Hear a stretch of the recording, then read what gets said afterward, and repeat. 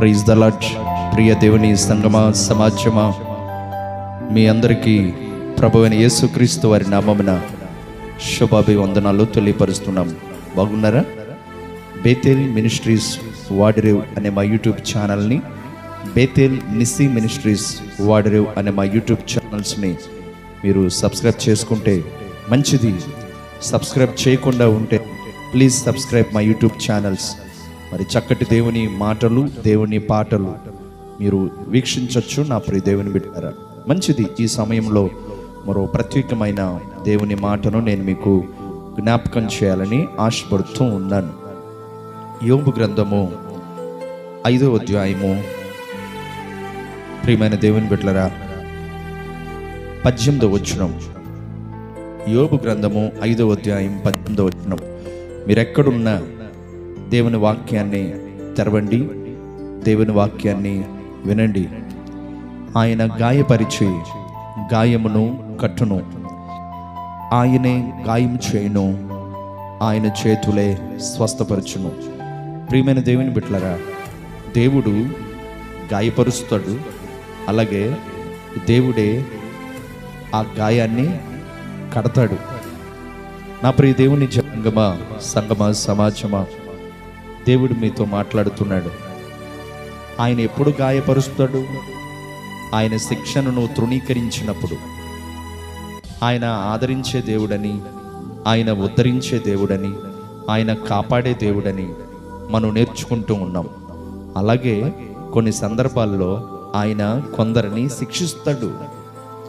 తండ్రి తన బిడ్డలకు త్రోవలోనికి తీసుకొని రావడానికి ఎలా దండిస్తాడో, ఎలా శిక్షిస్తాడో, ఎలా హెచ్చరికలు ఇస్తాడో, ఒక తండ్రి తన బిడ్డల పట్ల తీసుకునే జాగ్రత్తను బట్టి కొన్ని సందర్భాల్లో దారి తప్పుతున్న బిడ్డలను తల్లిదండ్రులు అన్న వాళ్ళు శిక్షించినట్లుగా కొన్నిసార్లు విశ్వాస యాత్రలో, ఆత్మీయ జీవితంలో అనేక సార్లు మనం దారి తప్పుతూ ఉంటాం.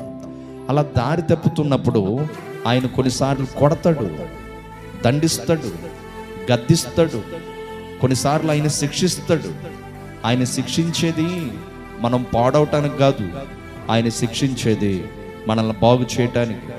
ఆయన మనల్ని గాయపరిచేది మనం పాడవటానికి కాదు, ఆయన మనల్ని గాయపరిచేది మనం బాగుపడటానికి. కాలేజెస్లో, స్కూల్స్లో టీచర్స్ దండించినప్పుడు, శిక్షించినప్పుడు మనం ఆ శిక్షను, ఆ దండింపును, మనం ఆ గద్దింపును తీసుకుంటే మనం విద్యలో గొప్పవాళ్ళం అవుతాం. అలాగే దైవికంగా, ఆత్మీయంగా నీ జీవితంలో నువ్వు ఉన్నతమైన స్థాయికి రావాలంటే కొన్ని సందర్భాల్లో నువ్వు దారి తప్పినప్పుడు తిరిగి నిన్ను దారిలోకి తీసుకొని రావటానికి దేవుడు నిన్ను కొన్నిసార్లు గద్దిస్తాడు, దండిస్తాడు, శిక్షిస్తాడు. అదే అర్థం, ఆయన గాయము చేయును. అలాగే గాయము చేసిన దేవుడే గాయాన్ని కడతాడు, గాయాన్ని కడతాడు. ప్రియమైన దేవుని బిడ్డలారా, కొన్నిసార్లు కొడతాడు. కొట్టిన దేవుడే నిన్ను కడతాడు.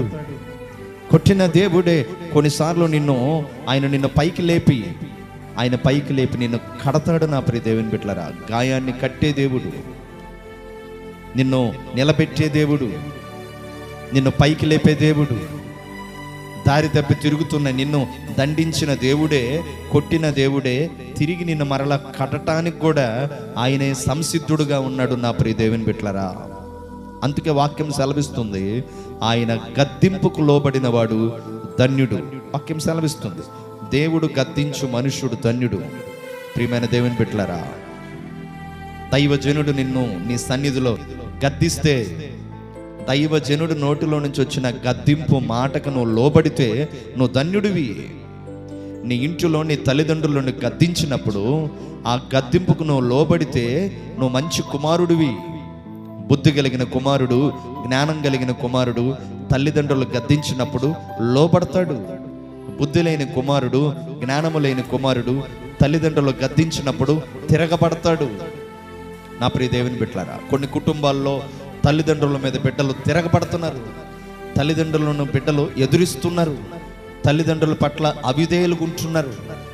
వాక్యం సెలవిస్తుంది, నువ్వు బుద్ధి కలిగిన కుమారుడు అయితే, జ్ఞానం కలిగిన కుమారుడు అయితే, విధేయత కలిగిన కుమారుడు అయితే తల్లి తండ్రుల దండింపును, తల్లిదండ్రుల గద్దింపును నువ్వు తీసుకుంటావు. ప్రియమైన దేవుని బిడ్డలారా, నేను ఇంజనీరింగ్ సెకండ్ ఇయర్లో చదువుతున్నప్పుడు నా వయసు అప్పుడు 19 సంవత్సరాలండి.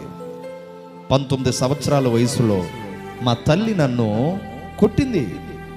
ఆమె మాట నేను వినలేదని, ఆమె చెప్పిన చోటికి నేను వెళ్ళలేదని, ఆమె చెప్పిన ప్రకారంగా నేను ఉండలేదని కొట్టిందండి నా తల్లి. నన్ను చీపిరి కట్టతో కొట్టింది. ఓర్చుకున్నా, తలదించుకున్నా, తగ్గించుకున్నా. నువ్వేంటి నన్ను కొట్టేది అని నేను ఎదిరించలా. ప్రియమైన దేవుని బిడ్డలారా, అందుకనే దేవుడు నేను అనుకుంటున్నాను, ఆయన తన సేవలో నన్ను నియమించి నన్ను ముందుకు నడిపిస్తూ ఉన్నాడు. ఓ నా ప్రియ దేవుని బిడ్డ, నువ్వు ఎంత వయసులో ఉన్నావు నాకు తెలియదు, ఏ స్థితిలో ఉన్నావు నాకు తెలియదు, నువ్వు ఎక్కడుండి ఈ వాక్యం ఆలకిస్తున్నావు నాకు తెలియదు. నీ ఇంటిలో నీ తల్లి, నీ తండ్రి ఏదైనా నిన్ను గద్దించినా, దండించినా ఓర్చుకో, లోబడు. దేవుడు గద్దించిన వాడు ధన్యుడు. దేవుని శిక్షకు లోబడిన వాడు ధన్యుడు.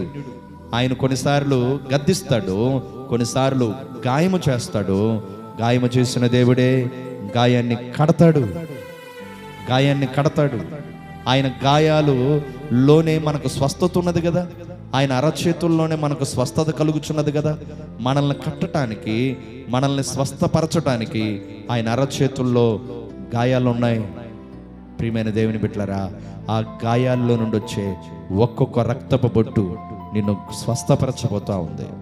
ఈరోజు ఏ స్థితిని బట్టి నువ్వు గాయపరచబడ్డావో, ఏ స్థితిని బట్టి నువ్వు ఈరోజు నువ్వు వ్యాధితో, బాధతో ఉన్నావో, ఒకవేళ దేవుణ్ణి దుఃఖపెట్టి దేవుని పట్ల అవిధేయత కలిగి ఉండటం వల్ల దేవుడే నిన్ను కొట్టాడేమో, దేవుడే ఇదిగో నిన్ను ఆ వ్యాధికి అప్పగించాడేమో. ఒకసారి ఆలోచించు. అలా వ్యాధికి అప్పగించినప్పుడు మరలా పశ్చాత్తాపడి, మరలా ప్రార్థన చేసి, నీ పాపములన్నీ ఒప్పుకొని ప్రభు వైపుకు తిరిగి, ప్రభువా నన్ను క్షమించు, నన్ను స్వస్థపరచు దేవా అంటే, విరిగి నలిగిన మనస్సు దేవునికి ఇష్టమైన బలి కదా. నిన్ను స్వస్థపరుస్తాడు, నిన్ను పైకి లేపుతాడు, నీకు నూతన జీవితం ఇస్తాడు. ఆమేన్.